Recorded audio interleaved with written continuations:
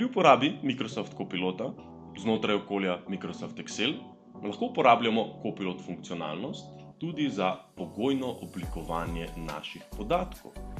Tukaj imamo kadrovsko evidenco naših zaposlenih, kjer želimo z rdečo barvo oblikovati vse vrstice, kjer je datum rojstva med vikendom. Podamo ukaz in Copilot se loti razumevanja in branja naših podatkov. Datoteka seveda je shranjena na našem OneDrive in predlagal je rešitev. Če nam odgovarja, potrdimo za uporabi.